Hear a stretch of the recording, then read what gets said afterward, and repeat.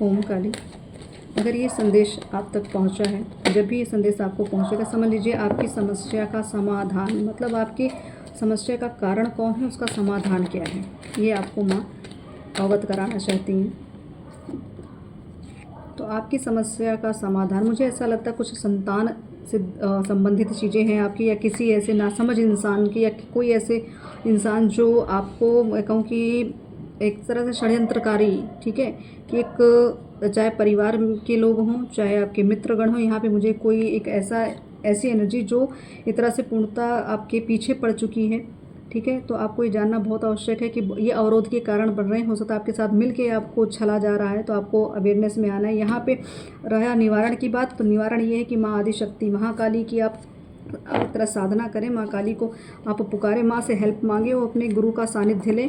यहाँ पे गुरु की बात आ रही है, आपको हो सकता है मार्गदर्शन मिलने वाला है, कहीं ना कहीं से गाइडेंस हो सकता है, आप किसी यात्रा पे जाएं या किसी यात्रा से होकर आए हैं, वहाँ से कोई ऐसा व्यक्ति विशेष आपसे जुड़ा है, कोई एनर्जी जुड़ी है, उससे हो सकता है आपको कनेक्शन कुछ फील हो रहा हो। तो ये आपका एक तरह से मैं कहूँ कि आपकी समस्या का समाधान उसी व्यक्ति के पास है।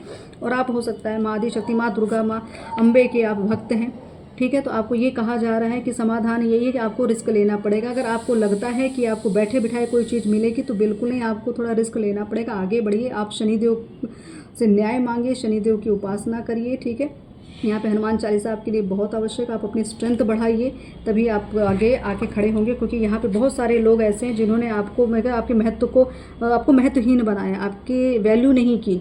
तो यहाँ पे आपको यही कहा जा रहा है कि इन सब ऐसी एनर्जियों से आपको अब दूर होना है, क्योंकि यहाँ पे एस ऑफ सॉर्ट्स, तो ये आपको क्लियरिटी, यहाँ पे क्लियर ईश्वर बता रहे हैं कि आपके ही घनिष्ठ मित्र हैं, आपकी या तो खुद की संतान होगी या आपके भाई होंगे, जो भी ऐसे कुछ एक ऐसी ऊर्जा जिसके अंदर वो मेच्योरिटी नहीं, उसे मतलब ऊर्जा ऐसी कि जो पूर्णतः एक डेविल एनर्जी होती है ना, जिसके अंदर ईर्ष्या हो, क्रोध हो, किसी भी चीज़ का एक लोभ हो, उसकी वजह से आपके साथ कुछ चीज़ें क्रिएट की जा रही। तो आपको यहाँ अपनी ऊर्जा में आना, अपनी स्ट्रेंथ, अपनी ऊर्जा का इस्तेमाल करना है, ठीक है। आपको भी ये नहीं देखना कौन आपका अपना है कौन परा है, क्योंकि यहाँ न्याय की बात हो रही है। तो न्याय तभी होगा जब आप खुद के साथ न्याय करेंगे। धन्यवाद।